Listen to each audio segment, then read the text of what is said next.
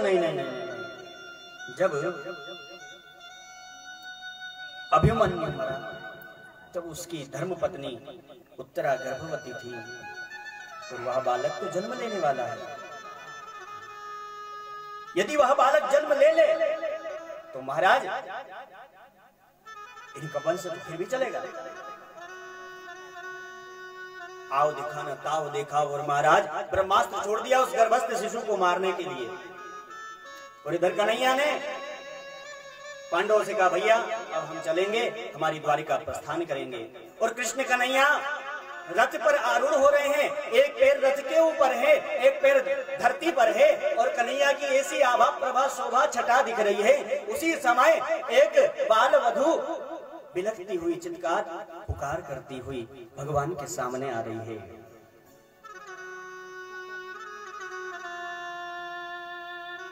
देवी कह रही है पाहि पाहि महायोगिन देव देव जगत्पते नान्यं त्वद्भयं पश्ये यत्र मृत्यु परस्परम्। पाहि मां गोविंद पाहि मां, मैं मर जाऊं मुझे उस बात की कोई चिंता नहीं है, लेकिन मेरा गर्भस्थ शिशु नहीं मरना चाहिए। यदि ये मर गया तो तुम पर कलंक लग जाएगा कि जिन पांडवों की कृष्ण ने रक्षा करी उनके वंशज की रक्षा कृष्ण नहीं कर पाए और मैं कदापि सह नहीं कर पाऊंगी। इसलिए कन्हैया मैं मरूं कोई बात नहीं, लेकिन मेरा गर्भस्थ शिशु नहीं मरना चाहिए, नहीं तो तेरी मर्यादा मर जाएगी, तेरा भाव मर जाएगा, तेरी श्रेष्ठज्ञता धर्मज्ञता मर जाएगी। और कृष्ण कन्हैया ने कहा उत्तरा उत्तरा तुम मुझे बालक की तरह देखो, नन्हे शिशु की तरह देखो। और जैसे ही उत्तरा शिशु की तरह देखने लगी कृष्ण कन्हैया एक रूप से अंदर प्रविष्ट हो गए और एक रूप से बाहर ऐसा मंत्र पढ़ रहे हैं। वो उसको लग रहा है कि हाँ कन्हैया मुझे बचाने का व्यवस्था कर रहे हैं, मेरे गर्भस्थ शिशु की रक्षा कर रहे हैं। और कन्हैया अंदर जा करके और अपनी गदा घुमाई और ब्रह्मास्त्र से रक्षा कर दी। आज कृष्ण उत्तरायण हो गए, उत्तरा के गर्भ में चले गए। ऐसी माता आज तक नहीं हुई जिस माता ने महाराज भक्त और भगवान दोनों को गर्भ में विराजमान किया हो। ऐसी माता एक क्षत्राणी ही है और वह माँ है महाराज माता उत्तरा, जिसने परीक्षित जैसे विष्णुराज भक्त को हृदय में विराजमान किया और स्वयं साक्षात श्री कृष्ण को अपने गर्भ में धारण किया। इसलिए ऐसी माँ उत्तरा को हम प्रणाम करते हैं, वंदन करते हैं, जिस माँ ने भक्त और भगवान को दोनों को गर्भ में धारण किया। भगवान किसी के गर्भ में नहीं जाते हैं, भगवान तो प्रकट होते हैं, लेकिन आज उत्तरा के गर्भ में चले गए।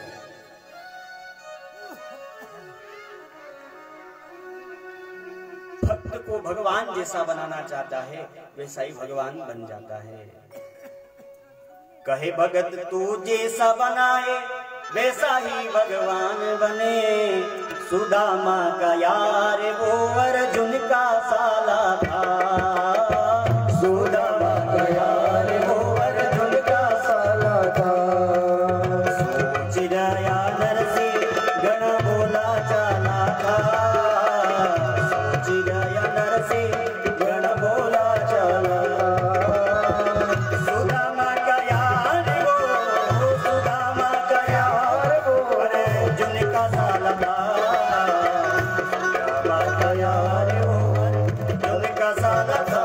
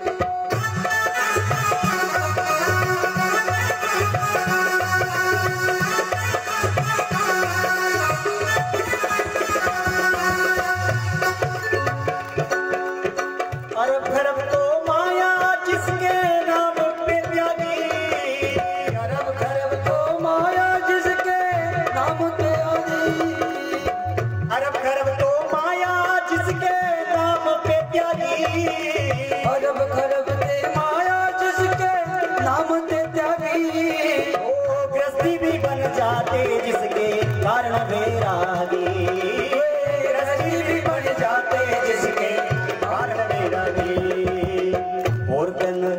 और कोई नहीं साडा नन का लाला था, और कोई नहीं साडा नन का लाला था। गाड़ी वाला नहीं था वो तो मुरली वाला था, गाड़ी वाला नहीं था वो तो मुरली वाला था। सोची रया नरसिंह घना बोला चाला था, सोच रया नरसिंह घना बोला चाला था। गाड़ी वाला नहीं था वो तो मुरली वाला था, गाड़ी वाला नहीं था वो तो बोला चाला था।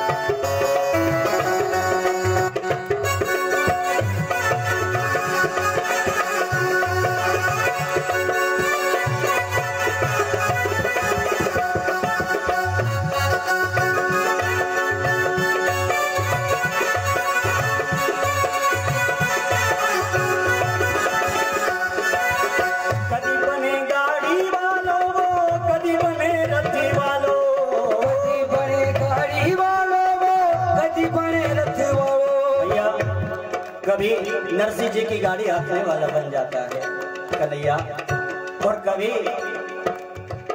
महाराज अर्जुन का रथ हाँकने लग जाता है। कन्हैया को जब जैसा लगता है तब वैसा व्यवहार करता है। कन्हैया को लगता है कि रास रचाना चाहिए तो बांसुरी बजाता है। कन्हैया को लगता है अब रास रचाने की आवश्यकता नहीं है, अब तो महाराज क्रांति लानी है तो शंख बजा करके महाभारत का उद्घोष कर देता है। कन्हैया को जब जैसा लगता है तब वैसा व्यवहार करता है, और भगत जैसा बनाना चाहे वैसा भगवान बन जाता है। आप बनाओ तो सही, भीतर से पुकार उठाओ तो सही, परमात्मा तत्व अपने आप आपके अनुरूप होने लगेगा।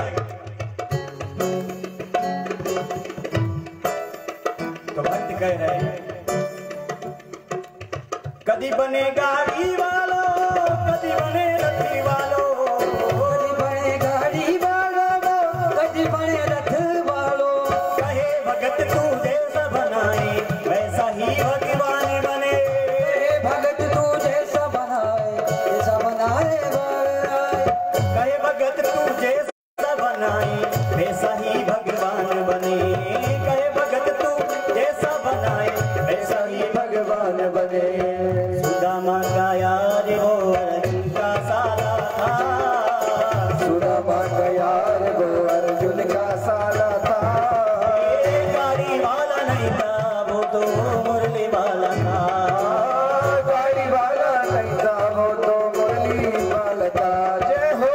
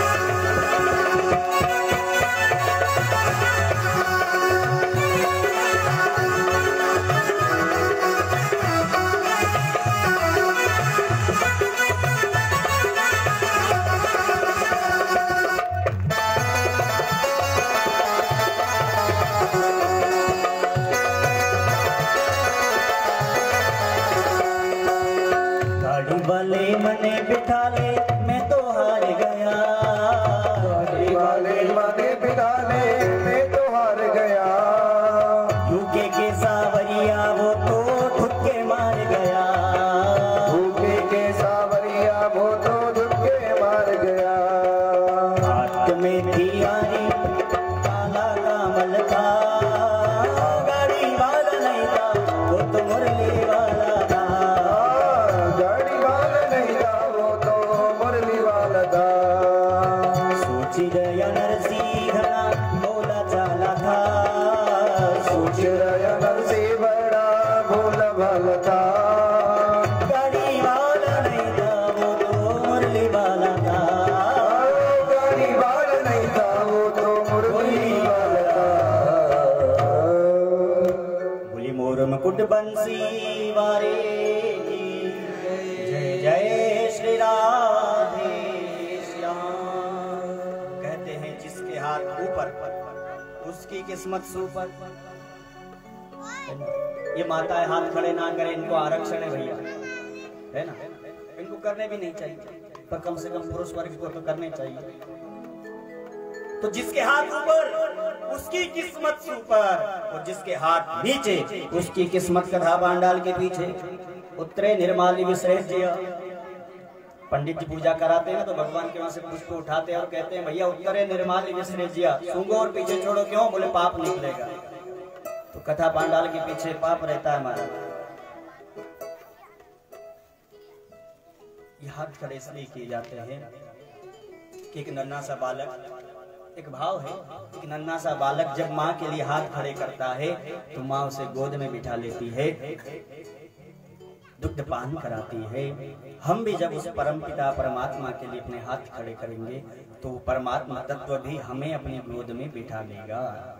और आप सबको गोद में ही तो बिठाया है। ये भागवत कथा हो रही है, ये पांडाल है, ये भगवान का गोद ही तो मिली है हमें, अनुभव। तो महाराज आज स्तुति करी कुंत उत्तरा ने, उत्तरा का गर्भस्थ शिशु का रक्षण हुआ। उत्तरा ने कहा कृष्ण अब मैं स्वस्थ महसूस कर रही हूँ, मैं स्वस्थ हूँ। यह सब दृश्य माँ कुंता देख रही थी। कुंती मैया ने देखा तो कहा कृष्ण तुम भगवान। कृष्ण ने कहा मैया बुआ जी मैं आपका भतीजा, आप मेरी बुआ जी। बोले कृष्ण बस यही तो तुम फंसा देते हो, तुम भगवान। और भगवान कृष्ण की 26 श्लोक में बड़ी सुंदर स्तुति करी है कुंता मैया ने। नमस्ये पुरुषं त्वाद्यं ईश्वरं प्रकृतेः परं अलक्ष्यं सर्वभूतानां अंतर बहिरवस्थितं। नमस्ये पुरुषं त्वाद्यं, हे परम पुरुष परमात्मा आप प्रकृति से परे हैं, हम आपको प्रणाम करते हैं। प्रकृति पुरुषः परम अलक्ष्यम सर्वभूतानाम, आप सब में हो करके भी अलक्ष्य हो, दिखते नहीं हो, सबके अंदर समाहित हो। अंतर बहिर्वस्थितम, अंतर भी हो और बाहर भी हो, सब जगह आप ही हो। और भगवान सब जगह है सरकार, सब में है, समाहित है और समान रूप से है।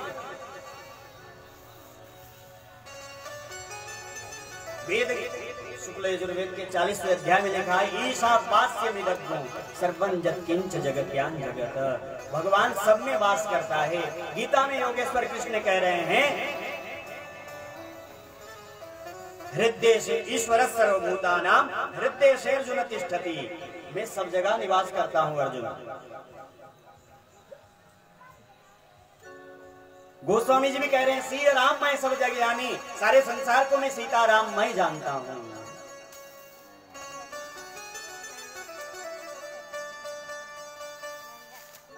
भगवान सब में समाहित है, समान रूप से है। भगवान व्यापक ब्रह्म है। गोस्वामी जी कहते हैं हरि व्यापक सर्वत्र समाना, हरि व्यापक सर्वत्र समाना, प्रेम की प्रकृति होए मैं जाना, प्रेम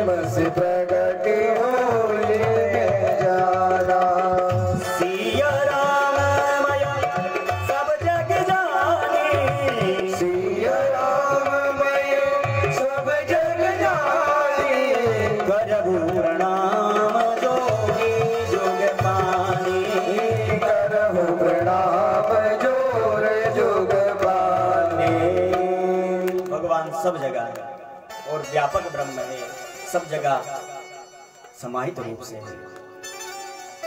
आपकी जहां आस्था प्रकट हो जाए वहीं से भगवान प्रकट हो जाता है। प्रहलाद जी की आस्था खंबे में गई तो भगवान खंबे से प्रकट हो गया।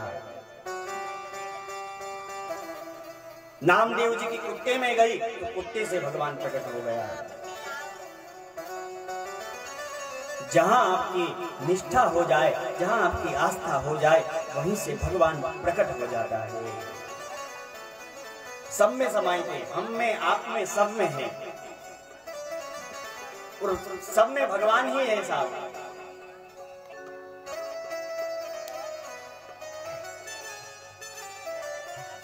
जैसे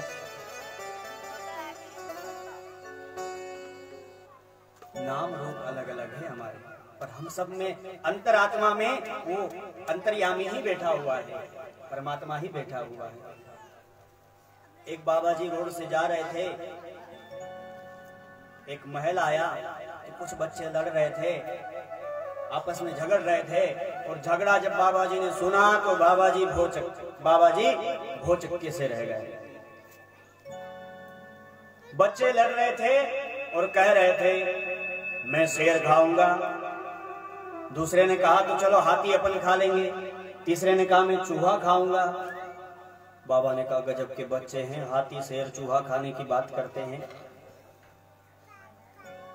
कौतुक बस भीतर जाकर के देखा तो बच्चे जो कह रहे थे अक्षरशः सत्य कह रहे थे। जो शेर चूहा बिल्ली इत्यादि खाने की बात कर रहे थे, वह सब महाराज दिवाली का महोत्सव था, उस समय बेसन के पकोड़े बनाए गए थे, उन पकोड़ों में आकृतियां बन गई थी, उनमें कोई चूहा जैसी बन गई थी, कोई बिल्ली जैसी, कोई शेर जैसी, कोई हाथी जैसी। अब शेर खाओ, चूहा खाओ या हाथी खाओ, पर खा क्या रहे हो? बेसन। ऐसे ही कोई रामलाल है, कोई श्यामलाल है, कोई जो भी नाम है देख लेना अपने अपने हिसाब से, पर सब में है कौन? परमात्मा तत्व। इसलिए संतों में भेद दृष्टि नहीं है। संतों की दृष्टि कैसी है? सिया राम में सब जगह जाने। अरे शरीर को हिंदू कहो, मुस्लिम कहो, सिख कहो, ईसाई कहो, कुछ भी कहो, लेकिन सब में महाराज तत्वतः यदि उनकी चमड़ी कहीं फटे गले निकले तो उसमें से खून ही निकलता है, सब में रक्त है। बस भेद यह है कि जातियां अलग अलग है, वर्ण अलग अलग है, पर तत्वतः हम सब में परमात्मा तत्व निवास करता है।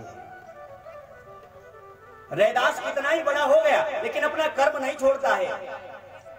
गंगा उसके कठोरता में निवास करती है लेकिन जूता सिलने का काम करता है। अपना कर्म करिए, लेकिन हर व्यक्ति को उसी दृष्टि से देखिए। आज भेदभाव हो रहा है, अपना अपना कर्म व्यक्ति छोड़ रहा है और भेदभाव में पड़ रहा है। कर्म लोप हो जाना पाप हो जाता है। ब्राह्मण अपना कर्म छोड़ रहा है तो क्षत्रिय अपना छोड़ रहा है, वैश्य अपना छोड़ दिया, शूद्र अपना छोड़ दिया। जिसका जो कर्म है वही करे तो आनंददायक बात है। कहने का मतलब है भगवान सब में है, सब में भगवान देखो। सिया राम में सब जग जानी, करो प्रणाम जोरी जुग पानी। ये भेदभाव की दृष्टि हमारे भीतर घुसती जा रही है और हम आपस में बंटवारे में बढ़ते जा रहे हैं, बढ़ते जा रहे हैं। यह बंटवारा हमें दुख देगा, हमारे राष्ट्र को क्षति पहुंचाएगा। इसलिए इस बंटवारे से हमें बचना चाहिए। आज सब लोग अपना अपना समाज का दायित्व निभा रहे हैं, एकत्वता का दायित्व निभाना बंद कर रहे हैं, और ये बंटवारा एक ना एक दिन दुख देगा। कुछ लोग कह रहे हैं हम भीम सेना वाले हैं, कुछ कह रहे हैं हम करणी सेना वाले हैं, कुछ लोग कह रहे हैं हम तिलक सेना वाले हैं। अब सब अलग अलग बंटवारा कर रहे हैं। अब जब सब अलग अलग बढ़ जाएंगे तो महाराज फिर हम सबका भेदभाव हो जाएगा। सब अपनी अपनी सेना बनाओ, कोई दिक्कत नहीं है, कोई परेशानी नहीं, कोई प्रॉब्लम नहीं, बना सकते हो। लेकिन हिंदुत्व को बचा कर रखा। जब कोई हिंदुत्व पर बात आए तो सबको मिलकर सामना करना चाहिए। लेकिन आज महाराज समाजवादी हो गए। समाजवादिता को हटाइए, एकत्वता का अपनाइए। हम सब एक हैं, हम सब हिंदू हैं, हम सब इस राष्ट्र के वासी हैं, हम इस राष्ट्र के लिए जीना चाहिए। आज बंटवारा हो रहा है तो सारा संसार सीताराममय है। हम हमारे से जो छोटे हैं उन पर अनुग्रह करें। कोई आर्थिक व्यवस्था से तंगी में है, उसे कुछ अर्थव्यवस्था, अपने पास धन है तो थोड़े दे दो उसे, उसकी भी उन्नति हो।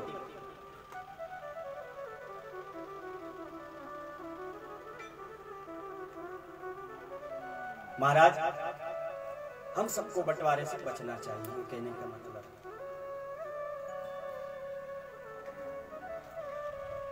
बनाने चाहिए ग्रुप, बिल्कुल बनने चाहिए, लेकिन उन ग्रुपों से हिंदुत्व की रक्षा हो, ऐसा कर्म होना चाहिए। आज सब एक दूसरे का पैर खींचने में लगे हुए हैं, ऐसा नहीं होना चाहिए। हम सब एक हैं महाराज। हमारे ही धर्म से कुछ लोग भटक गए, कुछ लोग दूसरे धर्म को अपनाने लगे। कोई जैन बन गया, कोई सिख बन गया, कोई ईसाई बन गया, सब अलग अलग धर्मों में परिणित हो गए। भैया हम सब एक धर्म के थे, ये अनेक धर्म प्रकट होने लगे। क्यों? बोले कोई हिंसा को नहीं मानता था, वो अलग हो गया, कहने लगे अहिंसा परमो धर्म। अरे तो भैया हमारा वेद ने तो कहा ही नहीं कि आप हिंसा करो। और एक बात कहूं, भगवान के द्वार से जब आते हैं तो हिंदू बनाया नहीं जाता, अपने आप बन जाता है। बाकी दूसरे धर्मों में तो व्यक्ति को बनाया जाता है, तब बनते हैं। हमारे तो हाथ में देख लो ना महाराज, तो ये सुदर्शन चक्र बने हुए हैं। हम तो सब चक्र सुदर्शनधारी के भक्त हैं। या तो बने बनाए हुए आए हैं। जो लोग भटक गए हैं उनको रास्ता दिखाना चाहिए, उनको सही मार्ग पर लाना चाहिए। हम सब का कर्तव्य है, जो लोग भटक रहे हैं उनको अपने धर्म से जोड़िए। धर्मो रक्षति रक्षिता, हम धर्म की रक्षा करेंगे, धर्म हमारी रक्षा करेगा। और हम धर्म की रक्षा करेंगे तो भगवान कहते हैं मैं धर्म के लिए अवतार लेता हूं, जब जब हुई धर्म की हानि। यानी धर्म भगवान से भी बड़ा है। जिस धर्म की भगवान रक्षा के लिए आते हैं, यदि वही धर्म की रक्षा हम करें तो हम भगवान को अत्यंत प्यारे हो जाएंगे। हमें भी धर्म की रक्षा करनी चाहिए।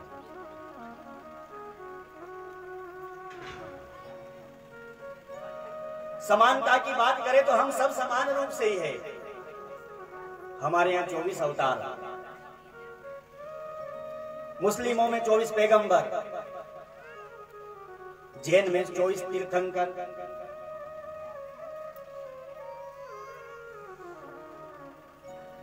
यदि मुस्लिम धर्म में देखा जाए तो पहला पैगंबर रहमान साहब, अंतिम पैगंबर मोहम्मद साहब। तो रहमान है, इस रहमान का रकार और नीचे है मोहम्मद मकार, ऊपर रा और नीचे माँ। हमारा राम ही तो उधर घुस गया, हमारा राम ही तो है साहब। हम लोग भेदभाव की दृष्टि में पड़े हुए हैं। एक वर्ण व्यवस्था है, उसको हमें अपनाना ही चाहिए। लेकिन हमें उन लोगों को भी गालियां नहीं देना, अब शब्द नहीं कहना। क्योंकि महाराज एक उदाहरण से समझिए, आप रोजाना भोजन करते हैं और भोजन करते करते कभी कभी ऐसा होता है कि इतना स्वादिष्ट भोजन बनता है कि आपकी जिह्वा आपके 32 दांतों के बीच में आ जाती है और कट जाती है और बड़ा कष्ट होता है। और कभी आप मेरे पास आओ और आप मेरे को कहो महाराज जी आज तो भोजन बड़ा स्वादिष्ट बना था लेकिन जिह्वा कट गई, और मैं कहूं कि आपकी जिह्वा कट गई, अरे 16 दांत ऊपर 16 नीचे और बिना हड्डी की बेचारी जिह्वा, इसको काट दिया, ये लो हथौड़ा, दांत को तोड़ दो। आए दिन आपके जिह्वा को परेशान करते रहते हैं। मैं कितना ही कहूं लेकिन आप दांत को नहीं तोड़ोगे। क्यों?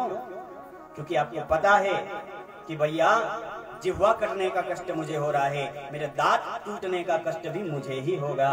ऐसे ही यदि आप किसी को अनर्गल प्रलाप करते हुए गालियां देते हो तो महाराज उसको गाली नहीं दे रहे हो, आप उस परब्रह्म को ही गाली दे रहे हो, क्योंकि चराचर सृष्टि उस परब्रह्म से ही बनी हुई है।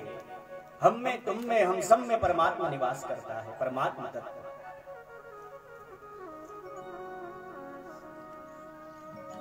जैनों में बात करी जाए तो पहला तीर्थंकर है ऋषभदेव, ऋषभ का रकार, और अंतिम वे तीर्थंकर है महावीर। तो ऋषभ का रकार और महावीर का मकार। महाराज राम नाम में जैन धर्म भी बंद पड़ा हुआ है।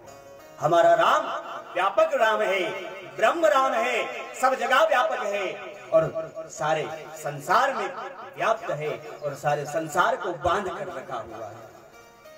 इसलिए सब हमारे हैं। जो भटके हुए हैं उन्हें मारना नहीं है, उन्हें प्रेम पूर्वक हमारी ओर खींचना है, हमें धर्म में लाना है।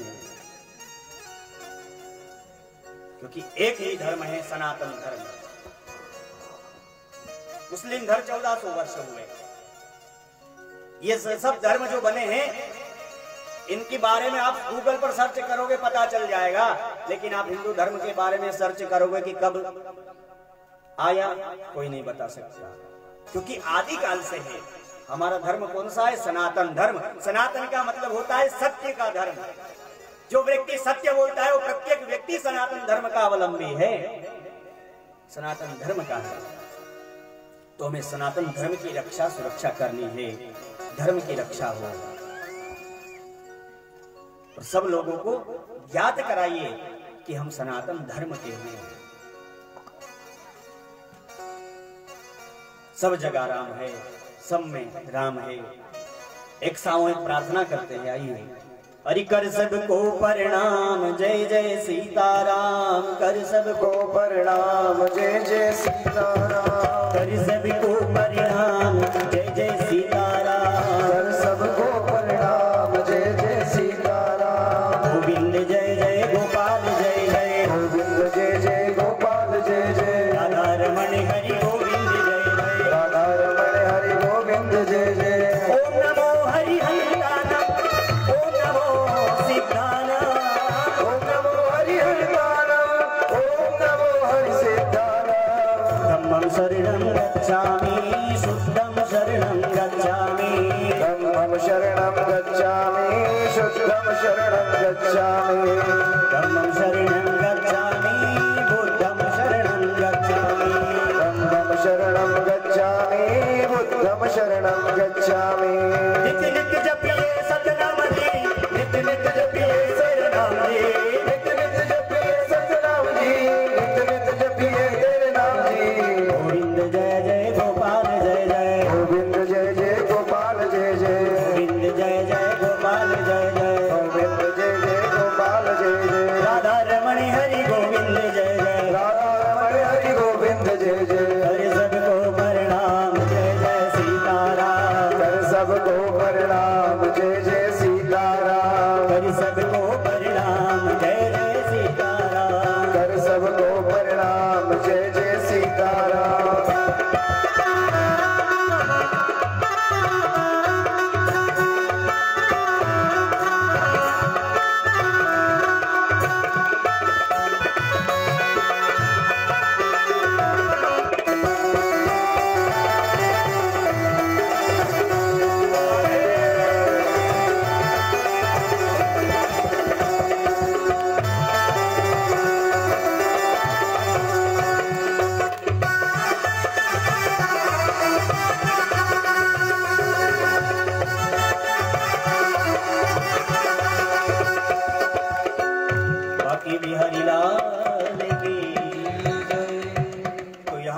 सभी को प्रणाम है महाराज।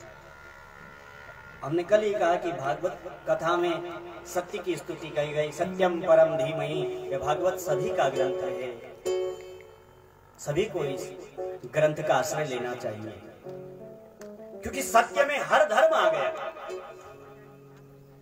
इसलिए सभी को प्रणाम है। सभी लोग भेदभाव की दृष्टि को छोड़े। आज राष्ट्र में आए दिन भेदभाव हो रहा है। कुछ लोग कुकृत्य कर रहे हैं जो शोभा नहीं देते। उन लोगों को समझाना चाहिए। हर प्रकार से समझा।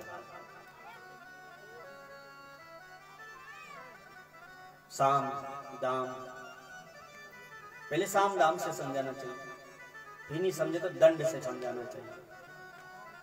दंड से भी नहीं समझे तो फिर उन लोगों को में भेद डाल करके, फूट डाल करके भी उनको समझाया जाता है। लेकिन हम दंड वाला ज्यादा कार्य करते हैं, उसमें ना घुसना चाहिए। तो आज मैया कुंता स्तुति कर रही है, प्रकृति है पुरुषः, हे परम पुरुष परमात्मा आप सब जगह है। और जितनी कृपा आपने मुझ पर की है, इतनी आपकी धाई मां पर भी नहीं करी, आपकी मां के ऊपर भी नहीं करी। जन्म देने वाली मां देवकी, जन्म लेते से ही आपसे दूर होना पड़ा। उसके 8 पुत्र थे, 6 को गवाना पड़ा, और मेरे 5 पुत्र थे, 5 सुरक्षित थे। मुझ पर आपकी बहुत कृपा है, अनन्य कृपा है।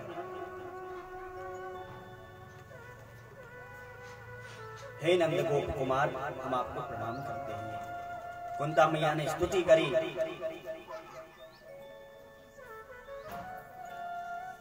और कहा, हरि यदि देना ही चाहते हो तो एक वस्तु हमें प्रदान कर दो।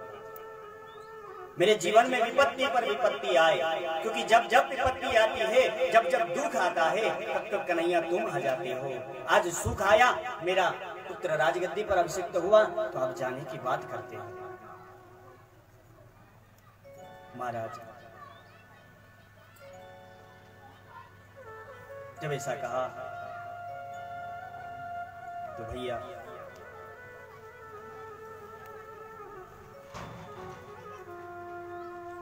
देखो, हमारे बीच में ये चाचा जी आई गए, इन्हीं की कथा चल रही थी।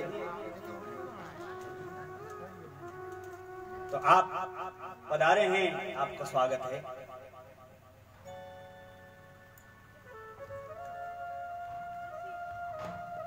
आज कुंता मैया ने सुंदर स्तुति करी, भगवान को प्रणाम किया। भगवान ने कहा, मेरे खजाने में दुख है ही नहीं, क्योंकि मेरे यहाँ जो होता है मैं वही देता हूं। पुस्तकालय में जाओ तो पुस्तक मिलेगी, वहां पर कह दो समोसा दे दो तो नहीं मिलने वाला। औषधालय में जाओगे तो औषधि मिलेगी, वहां पर जाकर के कह दो भोजन करा दो तो नहीं मिलने वाला।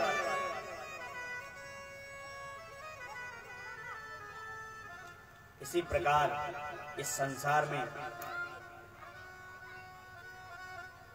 दुख है, इस संसार में दुख मिल सकता है, लेकिन परमात्मा को कहो कि तुम दुख दे दो, परमात्मा दुख नहीं दे सकता, क्योंकि उसके पास दुख है ही नहीं। भगवान ने गीता में 8वें अध्याय में कह दिया, दुखालयम शाश्वतम। ये संसार दुखालय है, बोर्ड लगा दिया है, यहाँ दुख ही दुख है। और व्यक्ति अपने कर्मों से ही सुखी होता है, कर्मों से ही दुखी होता है।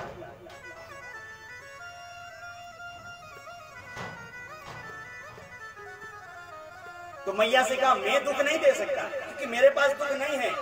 आप जैसा कर्म करोगे वैसा आपको प्राप्त हो जाएगा। कहा, आप दुख नहीं दे सकते, कोई बात नहीं, लेकिन मुझे एक वरदान प्रदान कर दो कि मैं, यदि जो ममता है ना पांडवों में, अब ये छूट जाए और ये मेरा मन रूपी भंवरा आपके चरण रूपी पराग को प्राप्त करता रहे। आज महाराज कृष्ण ने कहा बुआ जी आपका इतना प्रेम है तो अब यात्रा स्थगित, अब यात्रा नहीं करेंगे, यही रुक जाएंगे। रात्रि काल विश्राम किया। रात्रि में देखा सभी के कमरे की लाइट बंद है, लेकिन महाराज धर्मराज युधिष्ठिर के यहाँ पर उजाला है। जाकर देखा धर्मराज रो रहे। पूछा क्यों रो रहे हो? कहा कृष्ण मेरे सामने ये सब प्रजा आती है तो इन प्रजाओं में माता आती, इन माताओं के मांग का सिंदूर मैंने पोंछ दिया, कष्ट होता है। इस राजगद्दी के लिए मैंने इतनी माताओं को विधवा बना दिया जो सधवा थी। इस राजगद्दी के प्रलोभन में मैंने अपने बड़ों को मार मारा। कृष्ण ने कहा युद्ध में अर्जुन खिसक गया था और युद्ध के बाद में जब राजगद्दी मिली तो ये खिसक गया है। वही ज्ञान, वही गीता का ज्ञान जो अर्जुन को सुनाया धर्मराज को भी सुनाया। अर्जुन की समझ में आ गया लेकिन धर्मराज की समझ में नहीं आया। क्यों? क्योंकि बताने वाले के प्रति जो हमारा भाव होगा उसी अनुसार हमें समझ में आ सकता है। धर्मराज का कृष्ण के प्रति वात्सल्य का भाव है। ये तो अभी छोटा बच्चा है, ये तो बोलता रहता है। हम लोग भी देखते हैं ना, हमारे सामने छोटे बच्चे कुछ भी बोलते रहते हैं, हम उसे हंसी में टाल देते हैं, उसे ज्यादा उसकी बात पे गौर नहीं करते। ऐसे कृष्ण को भी छोटा बच्चा समझा सो महाराज उसकी बातों पर गौर नहीं किया। कृष्ण ने कहा बोलूंगा तो नहीं, लेकिन यही बात कोई दाढ़ी वाला बाबा कहे तो इनकी बात समझ में आ जाएगी, इसलिए किसी दाढ़ी वाले बाबा के पास नहीं चलना चाहिए। प्रातः काल हुआ तो कृष्ण ने कहा क्यों ना हम दादा भीष्म को प्रणाम करने चले। सभी को लेकर के कृष्ण प्रणाम करने लगे। धर्मराज को प्रणाम किया। धर्मराज ने कहा चलिए हम सब भीष्म पितामह से मिलने चलते हैं। पितामह भीष्म के पास पहुंचे, पितामह भीष्म को प्रणाम किया। भीष्म जी से कहा महाराज इन पांडवों को आप कुछ न कुछ उपदेश प्रदान कीजिए। पांडवों को उपदेश दिया। दान धर्मान राज धर्मान मोक्ष धर्मान विभागशः। दान धर्मान, तुम क्षत्रिय हो इसलिए तुम्हारा परम कर्तव्य है तुम्हें दान दे करके और धर्म की रक्षा करनी चाहिए। राज धर्मान, आपको राजा के राज्य में प्रजा कभी दुखी नहीं होनी चाहिए, इस राज धर्म का पालन करना है। राजा के धर्म में यदि प्रजा दुखी है तो उस प्रजा का पाप राजा को लगता है, प्रजा का श्राप भी लगता है। इसलिए राजा को सबको सुखी रखना चाहिए, सबकी मांगों को पूर्ण करना चाहिए। जो करने योग्य मांग है उनको पूरी करना चाहिए। अब प्रजा तो यूं कह देगी राजा जी आइए ना मेरे घर पे झाड़ू लगाइए, तो थोड़ी करेगा। जो तुम्हारे दायरे में आती हो वह कार्य करना है। और बेटाओ कभी पाप मत करना, पाप करना तो दूर, पाप करते हुए कभी देखना भी मत। इतना कहा द्रौपदी हंस गई। पितामह भीष्म ने कहा देवी बिटिया बहुरानी काहे को हंसी? नहीं नहीं पितामह गलती हो गई, क्षमा कीजिए। बेटा कुलीन पुरुष कुलीन नारी कभी बिना वजह नहीं हंसती है। व्यक्ति की हंसी में भी कुछ ना कुछ छिपा रहता है। क्यों हंसी? कहा पितामह आज तो बड़ा उपदेश देते हो कि पाप करना मत, पाप करना तो दूर, पाप होते हुए देखना भी मत। तो ऐसा पाप आपने क्यों किया? बड़ी सभा में मुझे बुलाया गया, जो ऋतु धर्म में थी और उसको वस्त्र विहीन होने का तथ्य आप देखते रहे, आपके हाथ उठे नहीं, खड़े नहीं हुए। आप कह देते तो दुर्योधन में सामर्थ्य नहीं था कि वह यह कुकृत्य करता। वो तो भला हो द्वारकाधीश का कि उसने कृपा करी।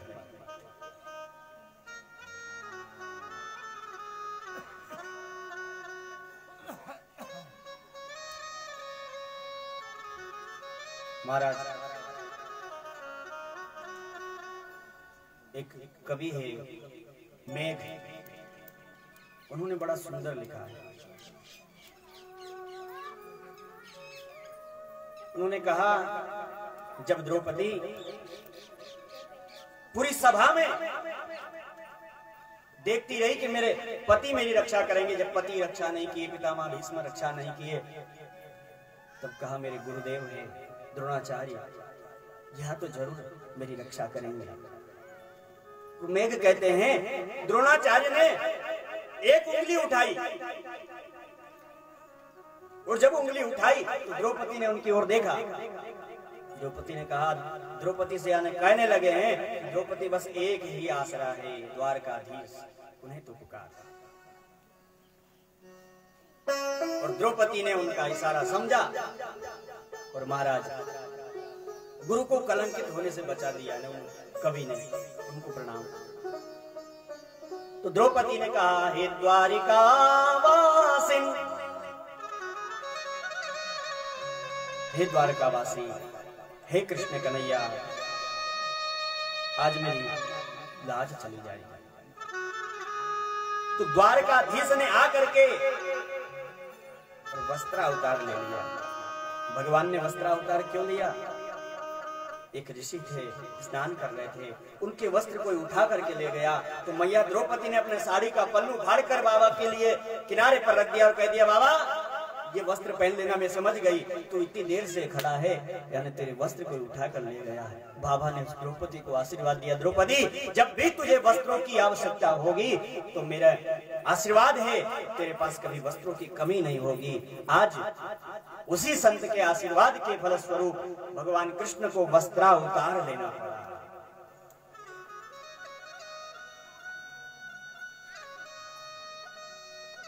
या एक दिन कृष्ण कन्हैया कोई कार्य कर रहे थे और उनकी उंगली कट गई, तो द्रौपदी मैया ने अपनी नई साड़ी को फाड़ दिया और कृष्ण कन्हैया को पट्टी बांध दिया। कन्हैया की आंखों से आंसू आ गए, वाह द्रौपदी वाह, तूने मेरे शरीर की इतनी रक्षा सुरक्षा करी, इतनी देखरेख करी, तेरा ये कर्जा मुझे उतारना पड़ेगा। और एक चिंदी ने महाराज चीरहरण लीला को रोक दिया। आज कन्हैया ने वस्त्रावतार धारण कर लिया, खींची जा रही साड़ी, लेकिन महाराज सारी बीच नारी है, किनारी बीच सारी है, सारी ही किनारी है, किनारी ही की सारी है। किसी ने कहा सारी की ही नारी है और नारी की ही सारी है, ये सारी नहीं नारी नहीं, ये तो वृंदावन मुरारी है, ये तो द्वारकाधीश कृष्ण है। महाराज रक्षा कर दी कृष्ण कन्हैया ने। धोतिया खींच खींच कर थक गए, कहने लगे अब ये चिरहरण नहीं हो सकता। तो पितामह भीष्म, आपने ये कुकृत्य क्या किया? भीष्म कहते हैं, देवी इसीलिए 54 दिन से बाणों की सैया पर पड़ा हुआ, एक पाप लिख लिया।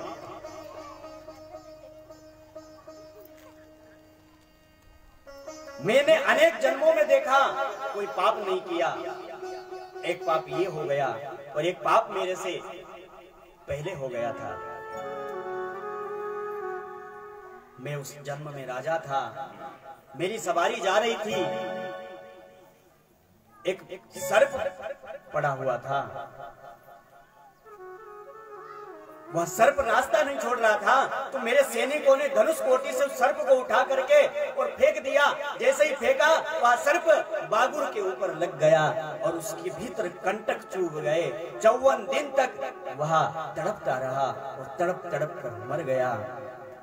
उसी के कारण आज मुझे यह 54 दिन तक सैया मिली और दूसरा देवी, वह पाप मुझसे हो गया था, और वह पाप इसलिए हुआ क्योंकि जैसा खाओ अन्न वैसा होए मन। मैंने दुर्योधन का पापी का अन्न खाया तो मन बिगड़ गया।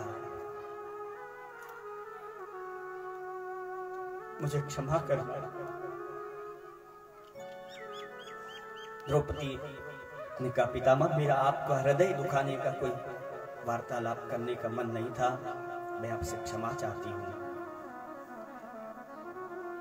महाराज, अब पितामह भीष्म ने कहा, अब मैं तुम सबको उपदेश दे दिया, अब द्वारकाधीश मैं आपको प्रणाम करता हूँ और मैं मेरी बेटी का विवाह आपसे करना चाहता हूँ। अर्जुन थोड़े मुंह लगे हुए थे पितामह से। कहा, बाबा आपने तो शादी नहीं करी, विवाह नहीं करा, फिर बच्ची कहां से आ गई, पुत्री कहां से आ गई? कहा, भैया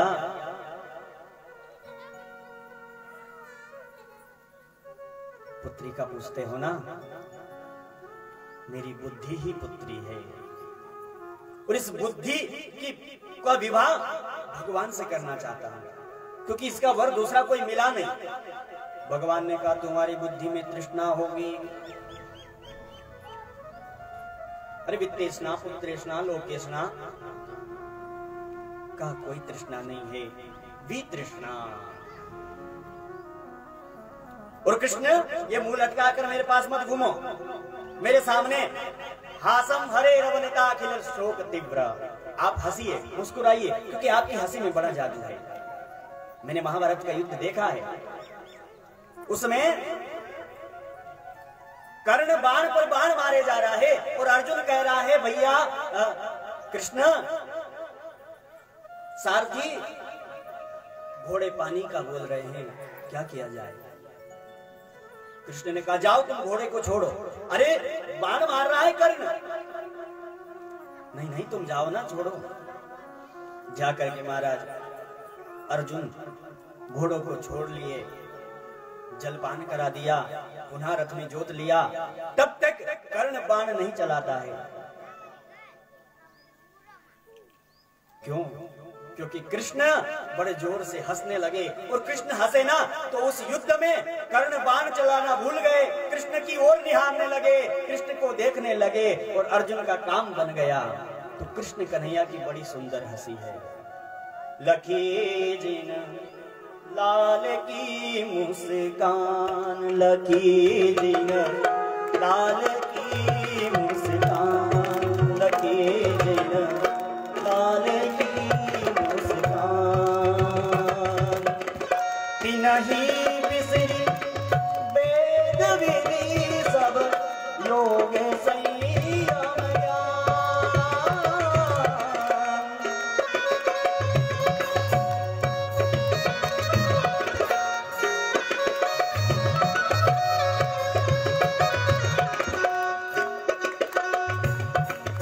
नेम व्रत आचार पूजा पाठ गीता ज्ञान।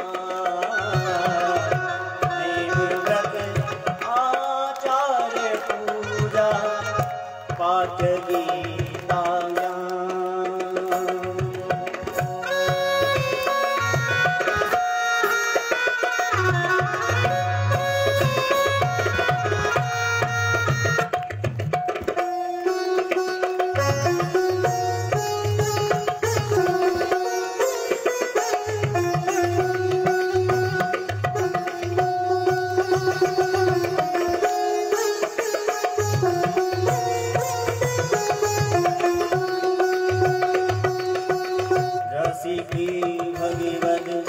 द्रगदाई अजी ऐसी के मुख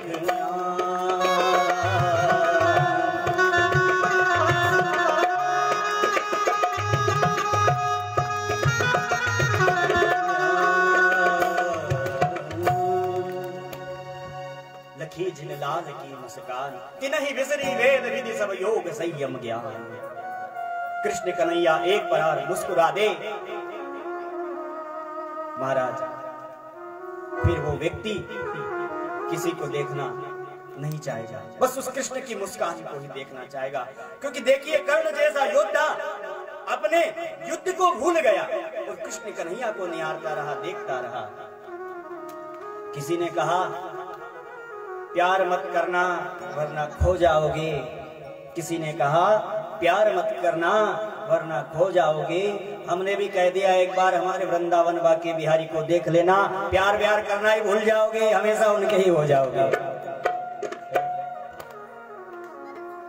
ऐसे हैं हमारे कन्हैया, हमारे बिहारी। तो कहा कन्हैया तुम हंसिए, मैं ज्यादा देर आपकी ड्यूटी नहीं लगाऊंगा, सिर्फ 5 मिनट बोले, बस आप हंसिए, प्रसन्न होइए। और कन्हैया आज मुस्कुराने लगे हैं, खिलखिलाने लगे हैं। और कन्हैया को पुष्प चढ़ाना चाहते हैं पितामह भीष्म, लेकिन पुष्प कहां से लाए? इसलिए पुष्पिताग्रा छंद में ही बड़ी सुंदर कृष्ण की स्तुति कर रहे हैं। आइए एक श्लोक हम भी गुनगुनाते हैं, समय हो चुका इसलिए ज्यादा नहीं। पितामह भीष्म बड़ी सुंदर स्तुति कर रहे हैं पुष्पिताग्रा छंद में। इतिमति रूप कल्पिता वितृष्णा भगवती साधक पुंगवे। इतिमति रूप कल्पिता वितृष्णा भगवती साधक पुंगवे। स्वसुखमुपगते वजेते हरतु प्रकृति मुते युषिया भव प्रभा।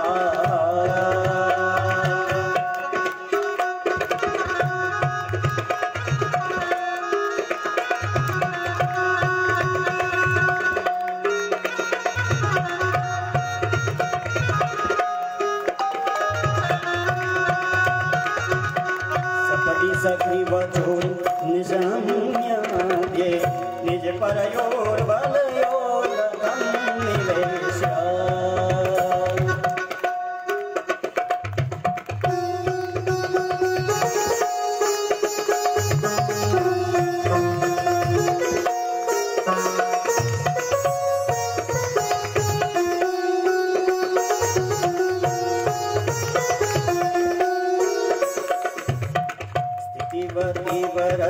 सैनिकायुरक्षणा रथवती पार्थ सखेरतिर्ममास्तु।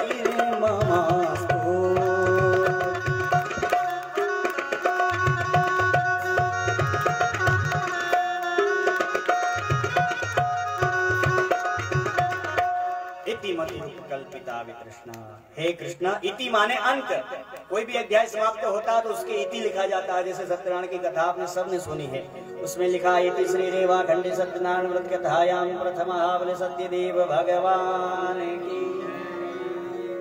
सबको याद होगी कथा है सत्यनारायण।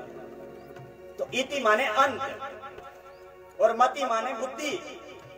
रूप कल्पिता वितृष्णा, मेरी मति कैसी है? बोले रूपवती है और वितृष्णा है, इसमें कोई तृष्णा नहीं है। हे कृष्ण कन्हैया, मेरी मति बुद्धि आपको समर्पित करता हूं। और आज महाराज मति उनको समर्पित करी और कृष्ण कन्हैया का ध्यान किया और अपने शरीर को विलीन किया। अंत्येष्टि संस्कार पांडवों ने किया और पुनः घर आए। आज कृष्ण कन्हैया द्वारिका पधारे।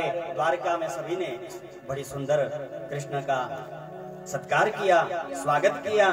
और महाराज अब उस बालक ने जन्म ले लिया जिसकी कृष्ण कन्हैया ने रक्षा करी थी।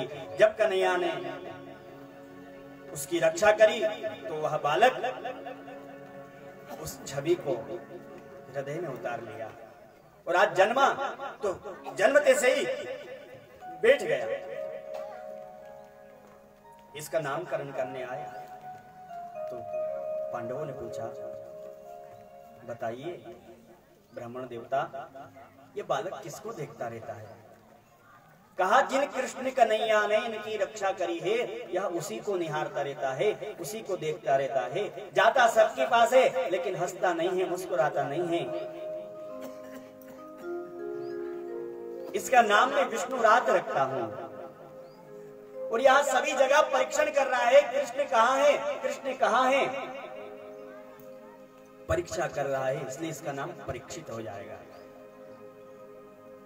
और महाराज ब्राह्मण देवता गए इधर कृष्ण कन्हैया भी टोपी लेकर के आए लाला को पहनाने के लिए। और जैसे ही कन्हैया आए, ये बालक खिलखिला गया, मुस्कुरा गया, आ गया, मैंने पा लिया, जिसे पाना चाहता था वो आ गया, पा लिया, इसलिए इसका नाम परीक्षित हो गया। बोले परीक्षित जी महाराज की जय। आज परीक्षित जी का जन्म महोत्सव मनाया गया। कृष्ण कन्हैया को अर्जुन छोड़ने गए।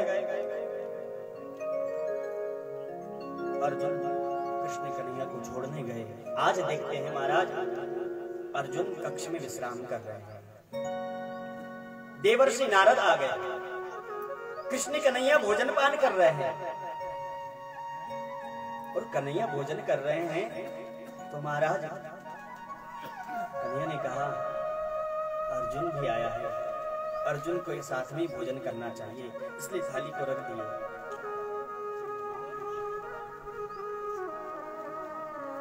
रुक्मणी से कहा रुक्मणी जाओ अर्जुन को बुला करके लाओ, कक्ष में है। रुक्मणी मैया गई लेकिन वापस नहीं आई, क्योंकि कक्ष में देखती है कि अर्जुन विश्राम कर रहे हैं, विश्राम अवस्था में हैं और उनके प्रत्येक रोम रोम से कृष्ण कृष्ण कृष्ण कृष्ण की आवाज आ रही है, धुन उठ रही है। मां रुक्मणी देखती रह गई। धन्य है तू अर्जुन, जो इतना कृष्ण को बसा रखा। जब तेरे रोम रोम से कृष्ण जाप हो रहा है तो मैं तेरे इस भजन को बंद कैसे कर सकती हूँ। यह भी गीत गाने लगी उसी में। इतने में महाराज सत्यभामा को भेजा। जिसको भेजते हैं सब वहीं रह जाते हैं, कोई नहीं आता। देवर्षि नारद को भेजा, नारद जी आप ही जाइए बुला के लाइए। और नारद जी गए। नारद जी ने देखा यहाँ तो सब जय श्री कृष्ण गा रहे हैं, अर्जुन लेटे हुए हैं। नारद जी ने भी तान छेड़ दिया अपनी वीणा पर। और नारद जी जब तान छेड़ दिए तो महाराज संकीर्तन की आवाज बाहर जाने लगी। और द्वारकाधीश स्वयं आए और आकर के देखा कि सब जय श्री कृष्ण का उद्घोष कर रहे हैं। देखा, देख करके कहा वाह अर्जुन, तुमने मुझे हृदय में बसा रखा है, भीतर बसा रखा है। आज कृष्ण कन्हैया अर्जुन के चरणों के पास पहुंच गए और उनके चरण सेवा करने लगे। अर्जुन उठ गए। किसी को उठाना हो ना तो उसके कान के पास बोल जाकर के नहीं बोलना चाहिए, उसके चरणों को धीरे धीरे सहलाना चाहिए, चरण को दबाना चाहिए। चरणों को दबाओगा अपने आप व्यक्ति उठ जाएगा, बोलने की आवश्यकता नहीं होगी।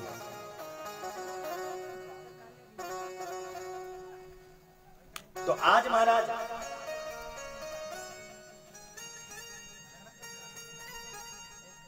अर्जुन यहां पर है और पांडवों ने देखा अर्जुन को गए 6 महीने हो गए, अभी तक नहीं आया। ये कृष्ण का बड़ा प्रेमी है, दीवाना है, कृष्ण के वहां जाता है फिर आता नहीं है। आज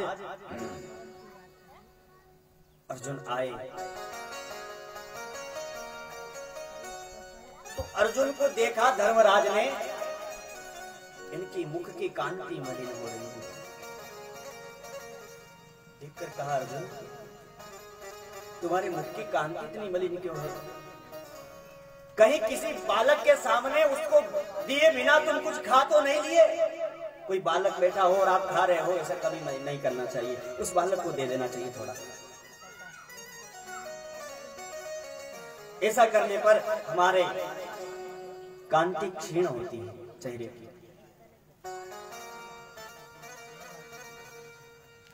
और हम तो यहां तक कहें कि बालक क्या कोई भी व्यक्ति हो पास में तो उसे पूछ लेना चाहिए एक बार, भैया ले लो।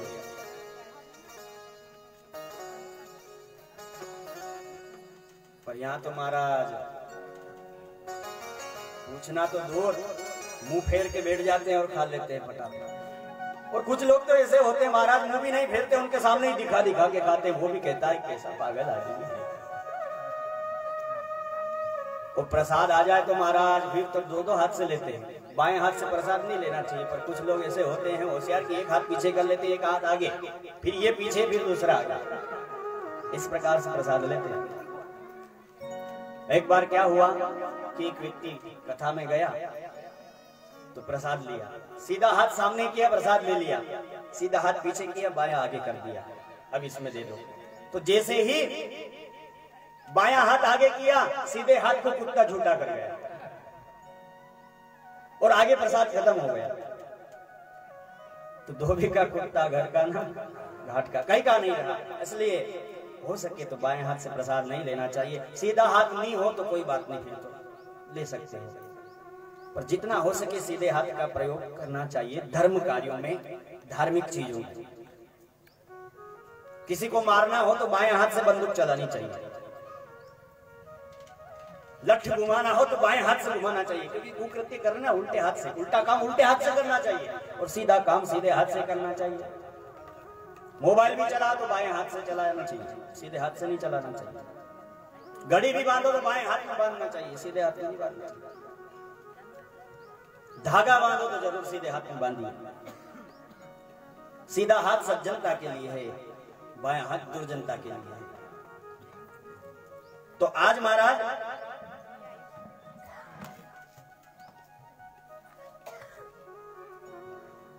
पूछा, तुम्हारा मुख मलिन क्यों है? कहा महाराज, अगम्य स्त्री से समागम तो नहीं हो गया, कांति क्षीण हो जाती है। शरण में शत्रु भी आ जाए तो उसकी रक्षा करनी चाहिए। कोई तुम्हारी शरण में यार तुम उसकी रक्षा नहीं कर पाए हो, ऐसा तो नहीं।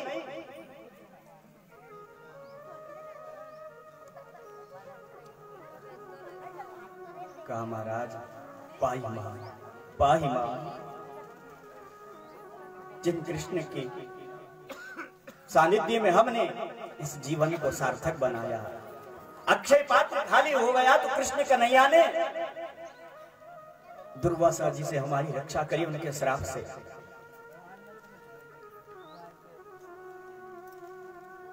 दुर्योधन ने भेजा कि आप पांडव जब भोजन कर ले तब जाना उनके यहाँ भोजन करने निमंत्रण पे। ठीक है महाराज। दुर्वासा जी दुर्योधन से प्रसन्न हो गए। तो दुर्योधन से कहा मांग ले। बोले मैं यही मांगता हूँ कि महाराज आप बस पांडवों के यहाँ तब भोजन करने जाए जब सब पांडव भोजन कर ले, पांचाली भोजन कर ले, उसके बाद ठीक है चला जाऊंगा। और आज आ गए और देखा कुछ भी नहीं है। भोजन करने के बाद में कुछ नहीं बचा। क्या किया जाए? ऋषियों ने कहा हम स्नान करके आते हैं। बोले हाँ बाबा। और जब स्नान करने गए तो कृष्ण कन्हैया आ गए। कृष्ण कन्हैया से कहा कन्हैया आज चली जाएगी, आज तो दुर्वासा के श्राप से कोई नहीं बचा सकता, क्योंकि कन्हैया पात्र खाली है, अन्न है नहीं। अब कन्हैया ने कहा तुम्हारे वह भांडी दिखाओ जिसमें भोजन बनाया था। उसमें एक चावल था। उस चावल को कृष्ण कन्हैया ने उठाया और उठाकर मुंह में रख लिया और सारे विश्व का भरण पोषण करने वाला परमात्मा ने प्राप्त कर लिया। तो दुर्वासा का पेट अपने आप भरा गया और स्नान करके वहीं से विदा हो गए और आशीर्वाद दे गए।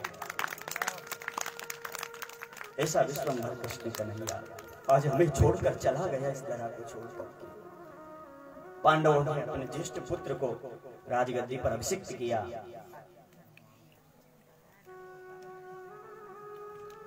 भागवत में जो कुंती का चरित्र है वो अलग है, महाभारत में जो कुंती का चरित्र है वो अलग है।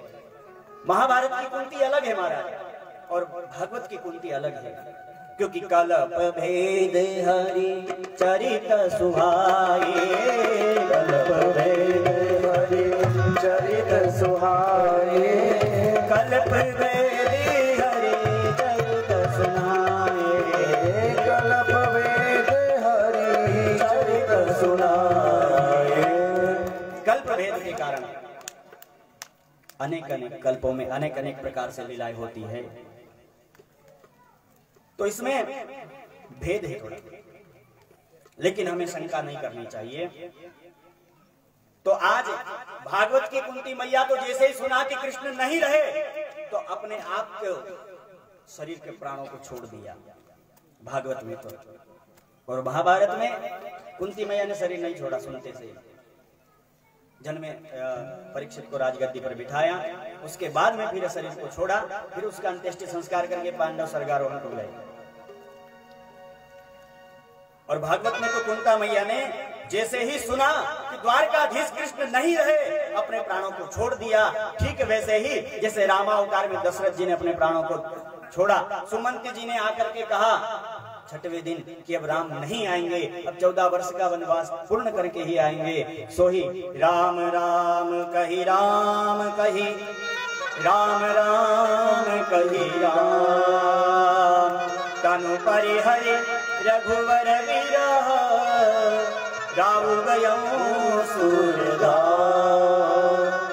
6 दिन तक राम नहीं आए तो 6 बार राम नाम बोल करके राहु सूरधाम को पधार गए। ऐसे ही कुंता मैया ने भगवान का स्मरण किया और अपने देह को समाप्त किया। कुंता मैया का उत्तर संस्कार हुआ, परीक्षित को राजगद्दी पर अभिषिक्त किया। परीक्षित ने कहा मैं छोटा सा हूँ, बोले बेटा हमारे गुरुजी तुम्हें उपदेश देंगे, हमारे मंत्री तुम्हें उपदेश देंगे, उनके अनुसार तुम चलना, तुम्हारा राज्य सुव्यवस्थित चलेगा। अतिथि का सदा सत्कार करना, शरण में शत्रु भी आ जाए तो उसकी रक्षा करना, ब्राह्मणों का कभी अपमान मत करना, इन बातों को तुम ध्यान में रखना। परीक्षित ने कहा ठीक है। पांडव स्वर्गारोहण को चले गए। इधर महाराज परीक्षित का राज्य हुआ और कलयुग ने अपना आधिपत्य जमाना प्रारंभ किया। एक महाराज गैया मैया को और बेल को वार्तालाप करते हुए परीक्षित ने देखा। एक बेल है जिसके 3 पैर काट दिए गए हैं और चौथा पैर काटने के लिए काला काला पुरुष आ गया है। तो महाराज परीक्षित ने जाकर के कहा मैं तुम्हें मार डालूंगा।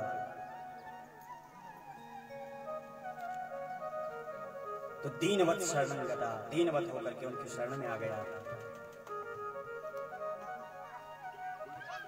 कहा भैया कौन हो तुम? बोले महाराज मैं कलयुग हूँ, मेरा समय हो गया है, मैं यहाँ आ गया हूँ।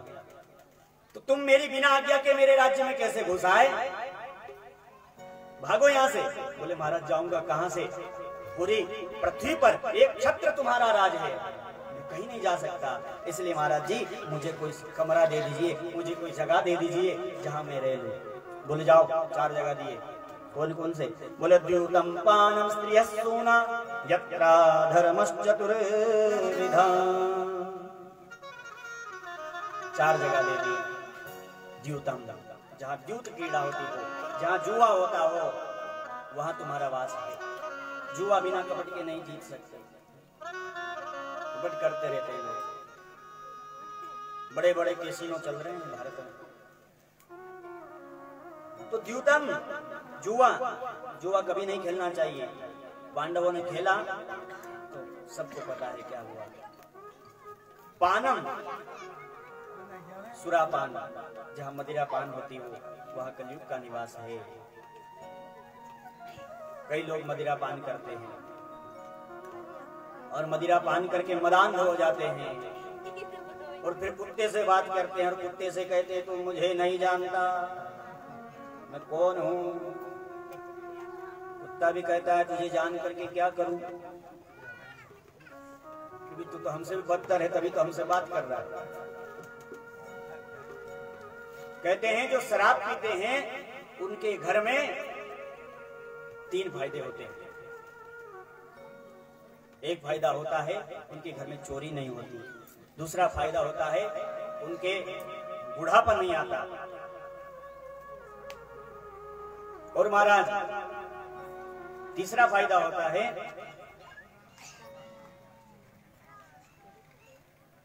चोरी नहीं होती, बुढ़ापा नहीं आता, और तीसरा क्या हो? कुत्ता नहीं काटता। याद हो गई इनको? चोरी क्यों नहीं होती? क्योंकि महाराज सब कुछ बेच देता है दारू पीने में, तो होगी कहां से चोरी? उसके घर कोई आने वाला ही नहीं है। और दूसरा, कुत्ता इसलिए नहीं काटता है कि वो कहता हमसे बदतर है, इसलिए नाली में पड़ा हुआ है, तो हमारा भाई है, इसलिए तेरे को क्या काटना, इसलिए तू तो हमारा भाई जान है, हमारा भाई। और तीसरा, बुढ़ापा क्यों नहीं आता? क्योंकि महाराज पी पी करके फेफड़े सड़ा लेता है, तो बुढ़ापा आना नहीं है, जवानी में मर जाता है, तो बुढ़ापा आएगा कैसे?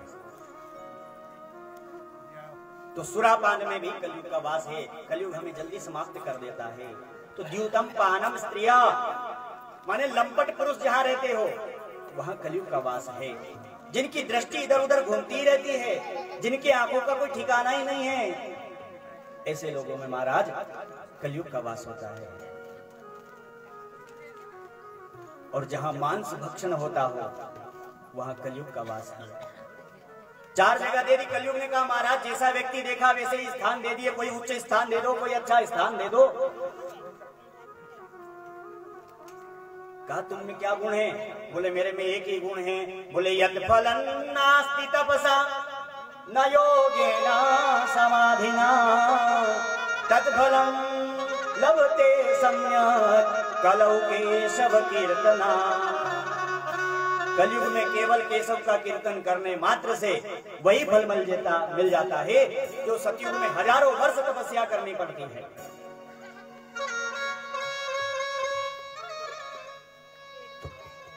संतों ने तो कहा है ना, कलयुग केवल नाम आधारा, कलयुग केवल नाम आधारा, सुमिरी सुमिरी नर उतरहि पारा, सुमिर सुमिर नर उतरे पारा।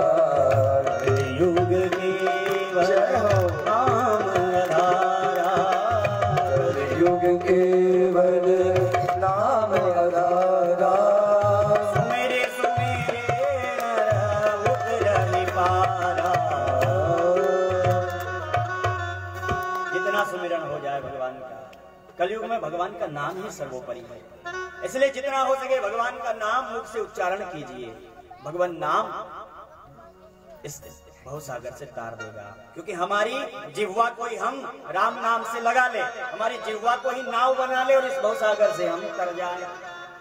कलयुग में योग तपस्या इत्यादि हम नहीं कर पाएंगे तो कोई बात नहीं, हम दिन रात उठते बैठते जगते सोते खाते पीते भगवान का नाम लो। और ये भी नहीं हो सके तो भगवान के 12 नाम है, सुबह शाम रोज लो। 12 नाम कौन से?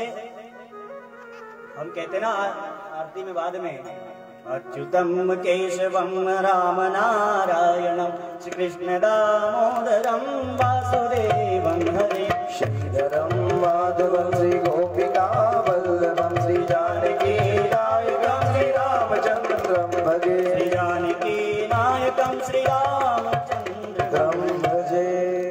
ये 12 नाम ही जप लो महाराज। इन 12 नाम से भी हमारा कल्याण हो जाएगा। और ये नहीं जप सकते तो कोई बात नहीं, भगवान के 8 नाम जप लो। कौन से? श्री कृष्ण गोविंद हरे मुरारे, हे नाथ नारायण वासुदेवा।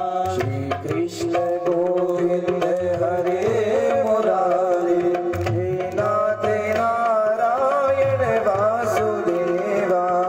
हे नाथ नारायण वासुदेवा, हे नाथ नारायण वासुदेवा। हे नाथ नारायण वासुदेवा, हे नाथ नारायण वासुदेवा। हे नाथ नारायण वासुदेवा। कृष्ण गोविंद हरे मुरारे, हे नाथ नारायण वासुदेवा। भगवान के 8 नाम का भी जप हो जाए तो अनेक साधन है। उन साधनों में एक साधन है भगवान का नाम, और कलयुग में सर्वोपरि है। इसलिए भगवान का नाम जितना हो सके उच्चारण कीजिए। खाते पीते उठते जगते सोते भूलते जाइए। कहा है ना, खाते पीते बोलो मन हरे राम बोलो रे, खाते पीते बोलो मन हरे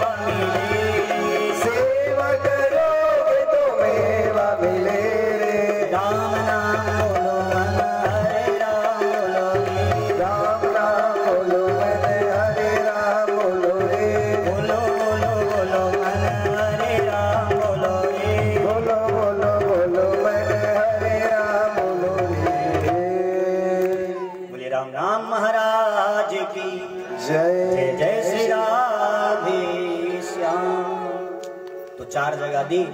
कलयुग ने कहा महाराज 5वीं जगह और दे दो।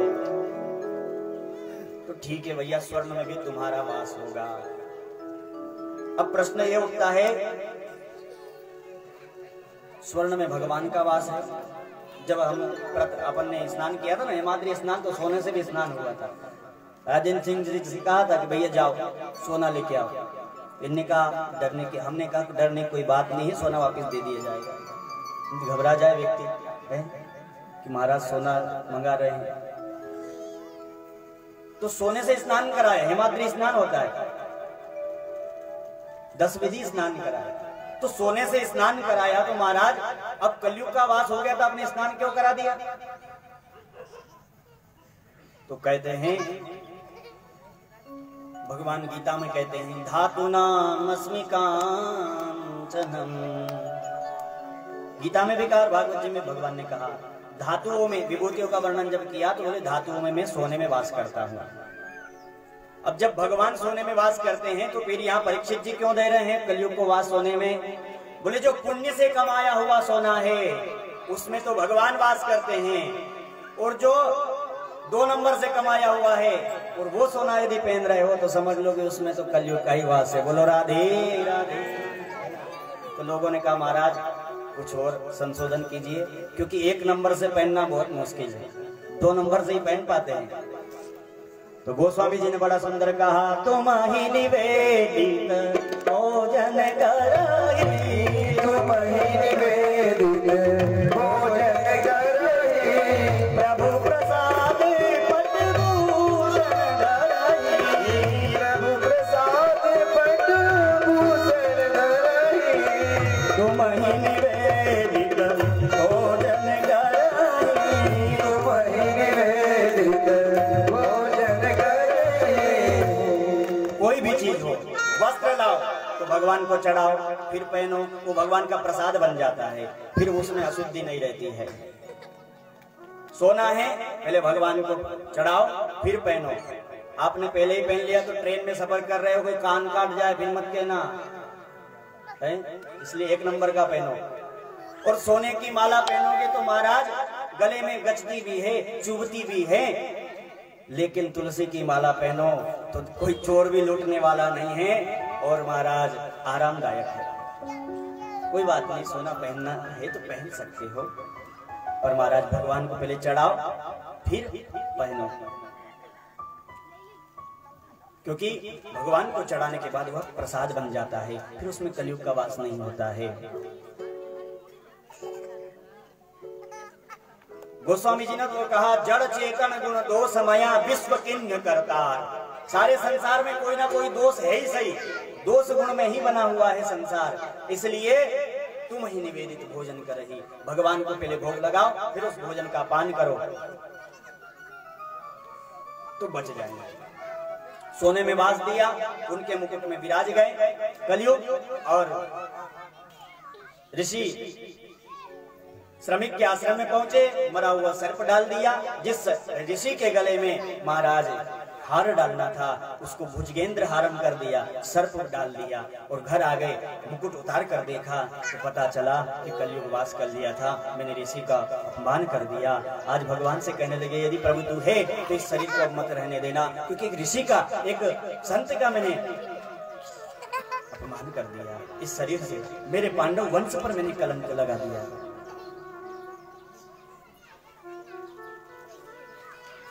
और ऋषि श्रमिक के पुत्र श्रृंगी ऋषि कौशिकी नदी में स्नान कर रहे थे। एक शिष्य ने जाकर के कहा कि भैया तुम्हारे पिताजी के गले में मरा हुआ सर्प एक राजा डाल गया। कौशिकी नदी में जल ले लिया और वाघ वज्र छोड़ दिया। जिस राजा ने मेरे पिता के गले में मरा हुआ सर्प डाला है, आज से 7वें दिन उस राजा के अकाल मृत्यु हो जाएगी तक्षक के डसने से, तक्षक नाग डसने से। उसी नागों का पूर्वज उसे डसेगा।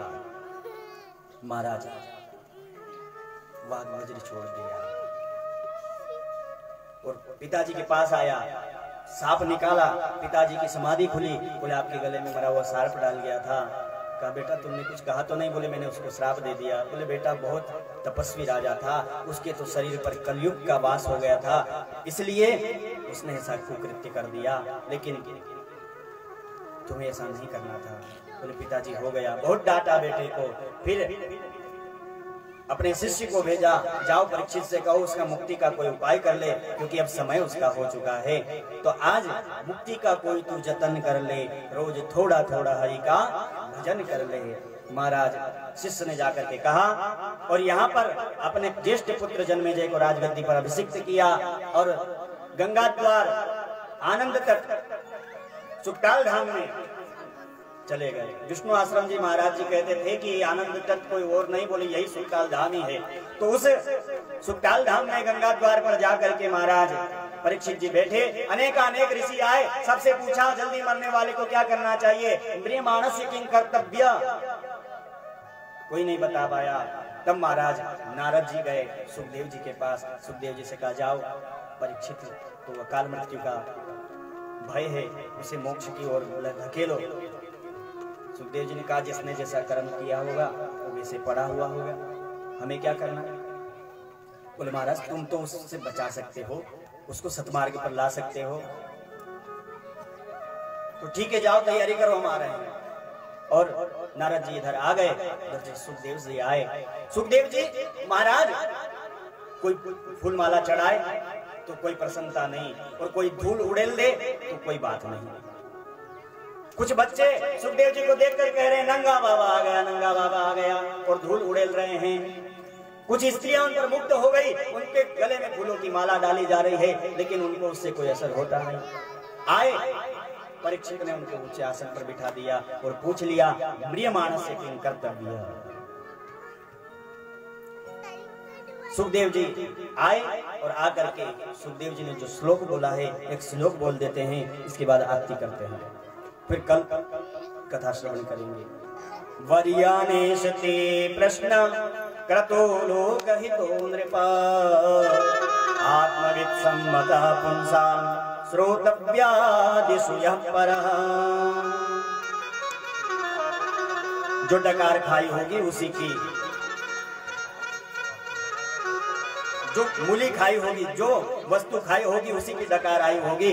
तो आज सुखदेव जी को भी ब्रह्म का पान किया है, तो वकार ब्रह्म बीज ही मुख से निकला है। वरियाने से प्रश्न, तेरा प्रश्न जो है कर्तो लोक हितो नृपा, लोगों के हित के लिए है, और आत्मवित् सम्मतः पुंसां श्रोतव्यादिषु यः परः, अपने आत्मा का उद्धार के लिए तुम श्रोतव्य कथा श्रवण करो। इसके बाद कहा श्रोतव्यः कीर्तितव्यश्च स्मर्तव्या चेच्छता भयम्। कथा सुनने वाले को, जल्दी मरने वाले व्यक्ति को 3 काम करने चाहिए। कौन से? बोले श्रोतव्य, कथा सुननी चाहिए, कीर्तितव्य, कीर्तन करना चाहिए, और स्मर्तव्य, दिन रात भगवान का स्मरण करना चाहिए। फिर 4 बातों का कहा, जितासनो जित श्वासो जित संगो जितेंद्रिया, श्वासों को जीतो,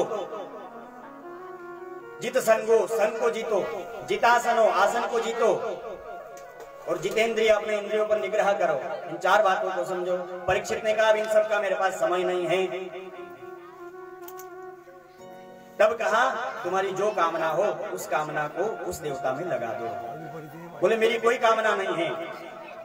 तो बोले तुम भगवान नारायण में अपना मन लगा दो। अकामः सर्व कामो वा मोक्ष काम उदारधी, तीव्रेण भक्ति योगेन यजेत पुरुषं परम। कोई कामना नहीं हो फिर भी भगवान नारायण की उपासना करो, क्योंकि ये मानव तन भगवान की उपासना के लिए ही प्राप्त है। तो महाराज सुखदेव जी ने बड़ा सुंदर मंगलाचरण किया है। उसके बाद परीक्षित ने पूछा है भगवान सृष्टि को कैसे बनाते हैं, तो इस सृष्टि प्रकरण की क्रिया को हम कल श्रवण कराएंगे। आज की कथा को यहीं पर विश्राम, कल कथा में